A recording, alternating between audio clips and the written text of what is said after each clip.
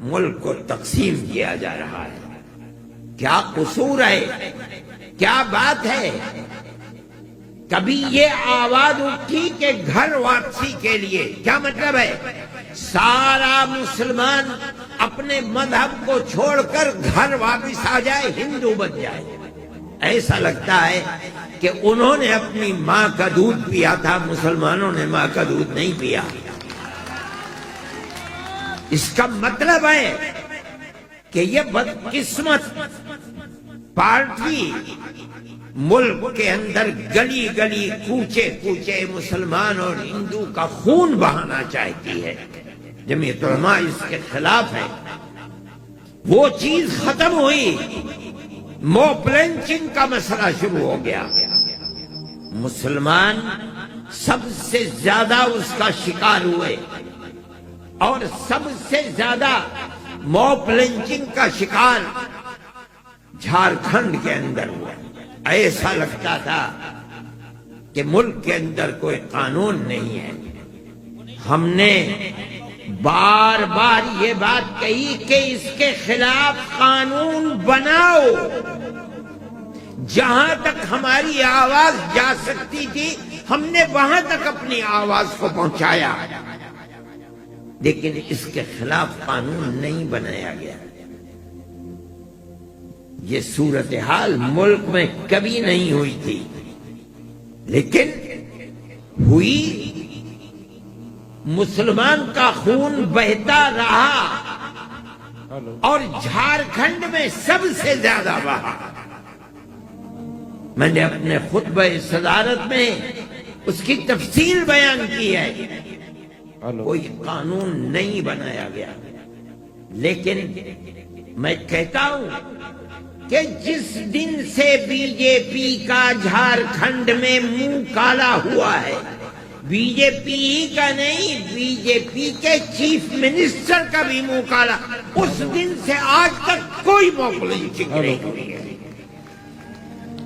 اس کا مطلب یہ ہے کہ موب لنچنگ ہو نہیں رہی تھی۔ بدقسمت ہے وہ پارٹی جو اپنے اقتدار کی کرسی کے لیے موب لنچنگ کرا رہی تھی۔ ختم ہو گیا۔ آج کہاں ہے موب لنچنگ؟ ملک کے اندر پتہ ہی نہیں چلتا کہ موب لنچنگ بھی کوئی چیز ہے۔ جمعیت علماء ہند اس چیز کو اپنے لیے باعث فخر سمجھتی ہے، اور ہم یہ سمجھتے ہیں کہ اس ملک کے اندر پیار و محبت کے ساتھ رہنے کے سوا اس ملک کو زندہ رکھنے کی کوئی اور صورت نہیں ہے۔ ہندو مسلم زندہ باد، ہندو مسلم زندہ باد۔ جمعیت علماء ہند حضرت مولانا سید ارشد مدنی۔ ملک کے اندر حکومت مسلم مسائل، مسلم مخالف مسائل کو بڑھانا چاہتی ہے۔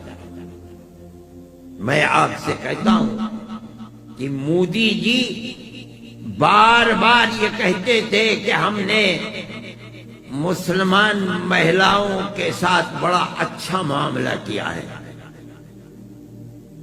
انہوں نے مسلمانوں کے مذہب کے اندر دخل دیا، اس لیے کہ سب سے بڑا دشمن وہ مسلمان کو سمجھتے ہیں، مسلمان کی بربادی کے لیے کام کرنا چاہتے ہیں۔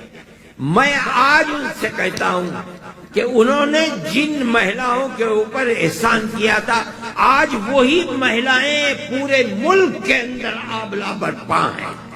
کہاں گیا ایسا؟ جمعیت علماء ہند مولانا ارشد مدنی، انقلاب انقلاب انقلاب، ہندوستان ہندوستان، پیار و محبت پیار و محبت، نفرت مرد آباد نفرت مرد آباد، فرقہ پرستی مرد آباد فرقہ پرستی مرد آباد۔ کہاں گیا وہ احسان؟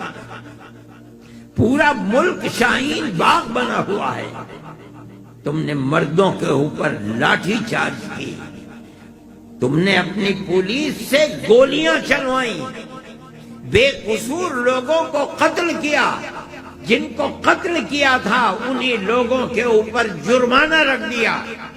ایک شہر میں ایک آدمی پر 44 لاکھ روپے کا جرمانہ رکھ دیا۔ کیا ہے؟ اسی کا نام جمہوریت ہے۔ جمعیت علماء ہند تحفظ جمہوریت کی بات کر رہی ہے، اسی لیے کر رہی ہے۔ تم جمہوریت کے دشمن بن کر کھڑے ہوئے ہو۔ ہم آج تک خاموش تھے، ہماری مجلس منتظمہ نے آج یہ فیصلہ کیا ہے کہ ہم سارے ملک کے اندر ایسے ہی جلسے کریں گے، لیکن ہم ہر احتجاج کی جان سمجھتے ہیں ہندو مسلم اتحاد کو۔ ہم اس کے قائل نہیں ہیں کہ تنہا مسلم عورتیں یا تنہا مسلم مرد کوئی احتجاج کریں۔ یہ گورنمنٹ کی پالیسی کے مطابق ہوگا۔ گورنمنٹ یہ چاہتی ہے کہ اس مسئلے کو ہندو مسلم مسئلہ بنا کر اس کی جان کو کھینچ لیا جائے۔ بدقسمتی سے یو پی کا مسلمان اس کا شکار ہو گیا۔